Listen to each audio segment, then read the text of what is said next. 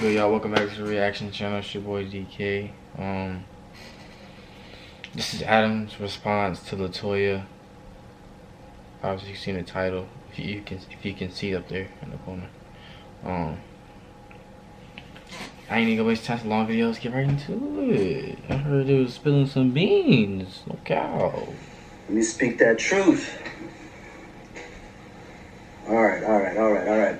Again, I'm not looking at comments. I'm not going to be trying to, like, this type of conversation, it's hard to even have a direction because it's coming from so many places. So I'm not going to distract myself by looking at the comments. Whatever kind of comes to my mind is what I'm going to speak about. You know, I got like thousands of people who message me saying, why are you stooping down to that level? You're better than this. You're better than that. And I agree with that. But the problem with that is you got to meet people where they're at. You try to sit with them privately, and their whole self, validation is the internet. So they come onto the internet, for their self-worth, their self-value. And you try to sit with them in private, and you're telling them, but nothing is registered. It's just going over people's heads. They're not trying to listen to you because they're not in this 3D dimension world, in this 3D world. They're stuck in the social media world where they don't even know, what's for real? What's the essence? What's really important here? So I'm forced to get on their level. And people are like, yo, don't stoop on that level. But I have to tell myself, yo, you're on every level. Whatever time they think they're on, you on that time too. I'm on every level. I'm in the building. Y'all want to talk about, deep-ish? I'm there. You want to get to this level? I'm here too. So, I had to just come here and air and just talk about the truth. Whatever. Let me just start off. Experience the 000 sale at Bannister Nissan. Start off by saying. Yeah, fix that. Start off by saying that,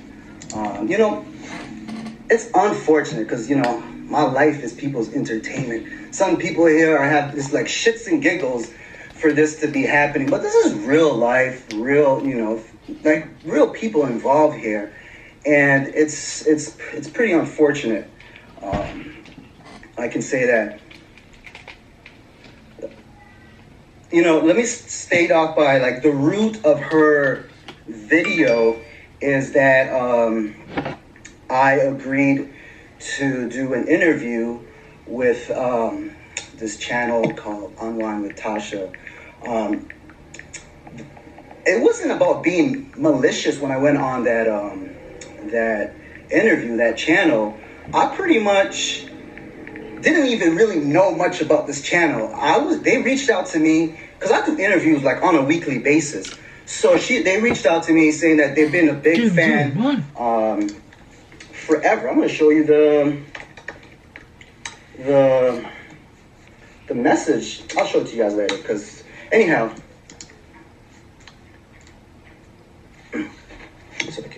How do I don't even know how to spin this, but Tasha would also like me to let you know she's been a huge fan of yours. So, she's coming at me on a cool level. And in that interview, I pretty much defended my former spouse, essentially. Yeah, maybe there was one question that, was rah-rah, but for the most part, I was defending her. But anyhow, she didn't even watch the interview, my former spouse. And she just went nuts yesterday. And I'm telling her, hey, this is not the route to go. She ain't hearing it. So since she wants to dabble around the truth, I was like, okay, let me give y'all the full truth. The whole truth, so may God help you. All right.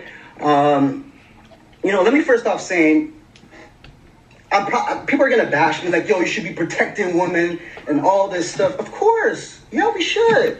You know, this is the mother of your child. Yeah, but let me add context to that. You know, when you bring out these allegations of rape and abuse, like all that's out the window. And number two, this person doesn't even have respect for women. All right, two weeks ago, you had a whole scandal of bashing black women. Okay, so yes, we should protect women, but you don't even respect black women. All right, let me just say that. So again, I gotta come here and stoop to this level because this is the level that this person can only operate. This is the only place she knows how to function because she's been in this space for 10 years. You talk to her in this real world, ain't nothing registering. So I gotta come up here and be on this type of level, which is whatever. I'm gonna do it. I'm here. So let me start off saying that she does this interview yesterday. And what was bizarre to me about this interview is you wrote these questions, you give it to your assistant to ask you these questions, and then when the assistant asks you certain questions, you're like acting like, oh, should I really answer these questions? Like, what kind of narcissistic, like, you just wrote these questions and gave it to this person here. Why are you acting like these questions came out of thin air, like this person behind you made up these questions? You wrote these questions with the intent of causing damage here, and then you're acting oblivious, like, should I really answer these questions? What? Is you okay? Anyhow, I'm not deflecting at all about what was said. I'm about to get into pretty much everything, you know. Number one, there's this narrative that I was controlling everything, you know. But let me just say that as, you know, the man of the household, yeah, it was my role to step up forward and ensure that systems were in place, that everything operated in a seamless manner that allowed us to continue living our lives, okay? In fact, 2 weeks ago, you messaged me and apologized, saying, you know, I regret, you know, one of my major regrets was my life was so comfortable, you know, you gave me too much comfortability. Like, 1 minute you're telling me this, and then you're coming on here talking about control, all right? You know, like, I kept your brand pretty clean, wholesome. Right now, when people look at your brand, they're just confused about what is going on over there. It's just a mess. It's disgusting. You know, it's just crazy, okay? You made a note that I tried to dangle your trademark, saying that I own you. Like, what are you talking about? Just because I filed your trademark does not mean I own the trademark. Trademarks are public record. You can log in and see who owns the trademark, okay? So just stop this false narrative of controlling and all this stuff. When your life was pretty clean, okay? When I met you, and like in the video, you said the word balance so many times. You know what I'm saying? So, yeah, I balanced you because I was disciplined, and I had pure intentions in the family. Right? It's not like I'm stealing money and hiding it here and doing this. Like, it was pure intentions. It's just strange to me, this false narrative of controlling, because you can see what not having control looks like now. It's this nonsense coming up on this platform here, speaking on personal matters. So let me just set that tone there. The second thing that I recall from watching this video is this whole religion talk, okay? Yes, of course, we come from two different backgrounds. I respected your culture, okay? Fully. And you have to understand that I come from another culture as well. If this is going to work, there has to be some common ground here. And the common ground was, all right, we're going to have this household based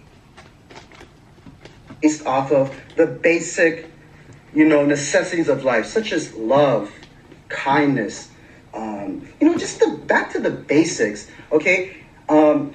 So I said that the house had to be neutral because we both come. It's going to be conflicting messaging constantly here, all right? But I still embraced, your culture, your religion. I never threw my religion on anybody's throat, all right? And what baffles me about this this whole religious talk here, this is going to be one of the times where I'm going to get a little messy, but like, you talk all this religious talks, but you have a scandal right now of you messing around with a church leader right now. Like, you can't even control yourself from being a mess, and you want to fuck your way into heaven? You can't do that. Okay? This is just crazy. It would be different if you walked a different lifestyle, and you are a woman of faith and you're practicing it, then I can respect that. Okay. You know what I'm saying? But like, you're belligerently drinking, you're doing the absolute most. And I'm not judging people's religion, but I'm just saying, like, if you don't try to throw that card of religion and all this stuff, if you ain't even practicing the religion, you're doing the total opposite. Okay? Everyone has their faith, but like, don't try to make it like it was an issue when you're not even walking that path. No more neck beard, come on. Let me move on to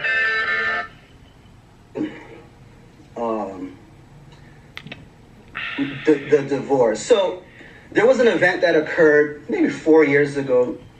I'm not going to expose this situation that happened in Toronto, and I pretty much was set on filing for divorce. I didn't do it.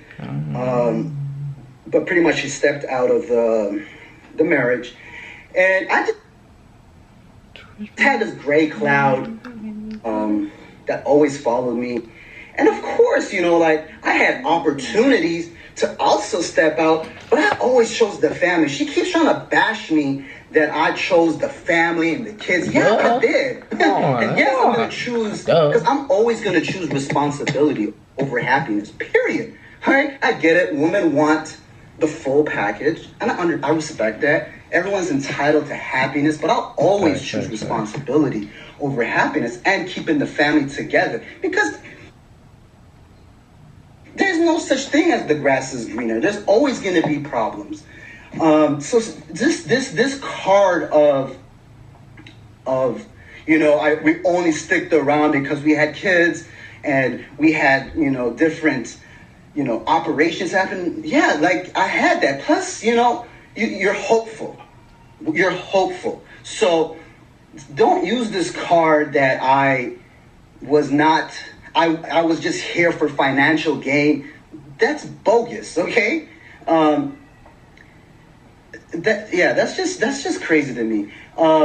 Anyhow, so she sells me this idea to hit the reset button to move to Atlanta. And I had reservations about it because I was like, yo, you need your family. You need that support when you just need that family support. You don't know anybody in Atlanta. Like, I got people in Atlanta. Like, you're not from here.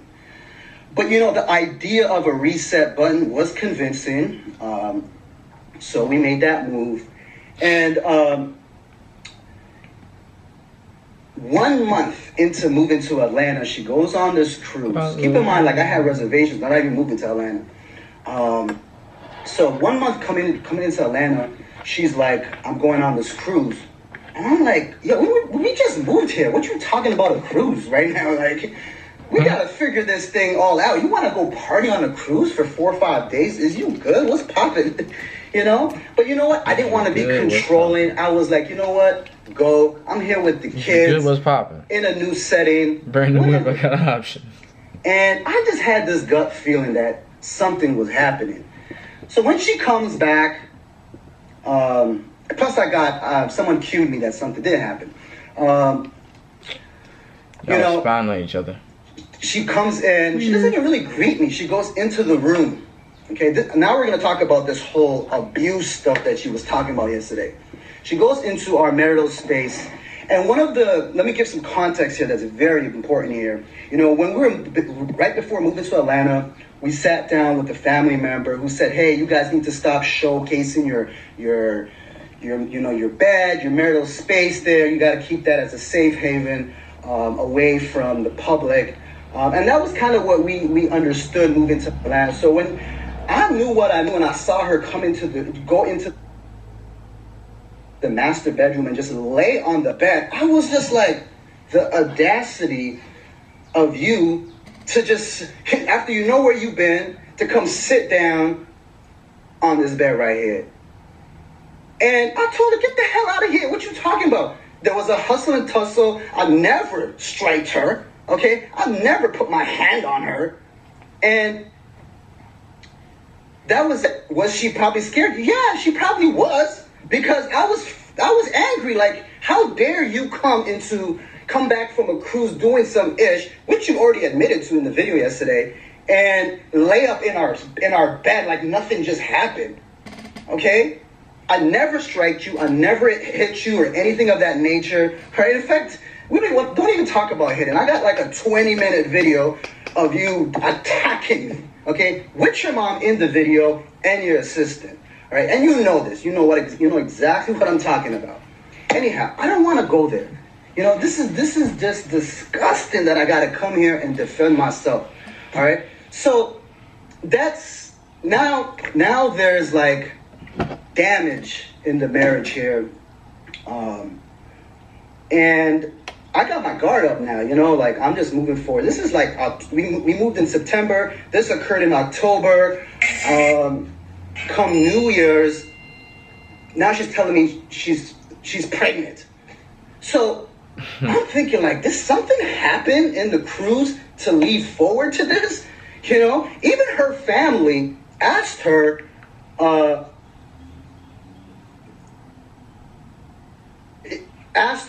did something really happen in there? She denied it. You know, nothing happened. Nothing intercourse-wise happened there. But I had my eyebrow up, like, what you, like, of course I'm questioning you. You know what I'm saying? And then she's telling me that I abused her. What are you talking about? Like, we're moving forward with our lives, even though I am, skeptical about things.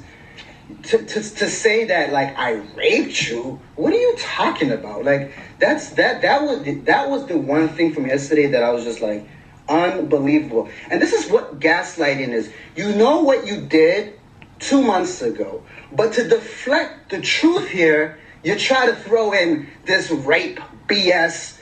You know what I'm saying? Like, you just came back from cheating over there. Don't try to gaslight the situation here and talk about, that this is rape and this and that. What are you talking about? That's crazy. She might be trying to get you sent up. So at this point, I got two options here. Do I send her to the streets? Because you know who I roll with. You know how I move. But can I really send the mother of my children to the streets? I have no choice at this time but get a restraining order. Okay? I have to get a protective order. Right? And, I get it. People are going to be mad that, why'd you get a restraining order on a woman and this and that? I ain't got no choice at this time because based on the counsel of everybody on both sides, they were like, you gotta do something. And I'm not taking her to the streets. I just cannot take her to the streets. You know what I'm saying? I just couldn't. So I had to get a protective order on her. So she's running with this false narrative that she's running around in the city. Yeah, you did this to yourself. Okay, you did this to yourself. And you're talking about, the little one being with you. Yeah, you have to be with the little one. You're the mother of a very young baby, right? Like, she needs motherly love. And you did this. Do you know what's bananas? Dad. Food Lion's double money back guarantee. If anything isn't 100% fresh, they'll give you double your money back. At Food Lion, we're passionate about fresh because this is our home, and that's our Food Lion. And I had to protect myself. Okay? This is facts. This is reported. This is known facts. Everything I said today so far, God help her, because this is the full truth.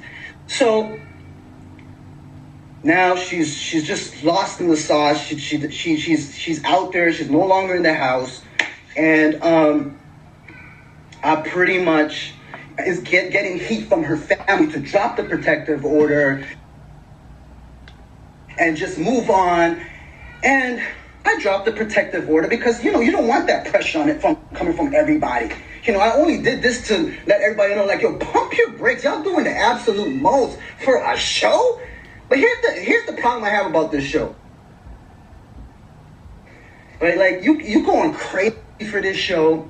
And then I saw the contract. I'm thinking, like, yo, there's a, her family kept saying something about legacy and there's a bag here. When I saw the contract, bro, you're getting paid a rack an episode. I was like, what are we doing here? I make a rack selling my beard oil almost every day. What the hell? A rack for all this shit? Bro, I just could not believe it. I'm thinking, like, yo, there's some real benefit right here of some sort to be acting like this. Right now, it's just all vanity right now. This is just straight popularity contest right now that you're trying to get into. I was shocked. Yeah, I was just shocked. I was just in disbelief about it. Use my man. Anyhow, we'll try it. I'm waiting for a divorce to come now, a divorce court to come out. And she really is now pleading to me to essentially change my mind. And I'm just not having it. Based off of all the activities that occur, I'm just not having it. I'm just like, I don't believe it anymore. You did the apps. Yeah. Most. I just can't believe it. Great. And literally at the 23rd hour, just before our hearing, she's still begging. Sorry, I meant to say, I went on a journey.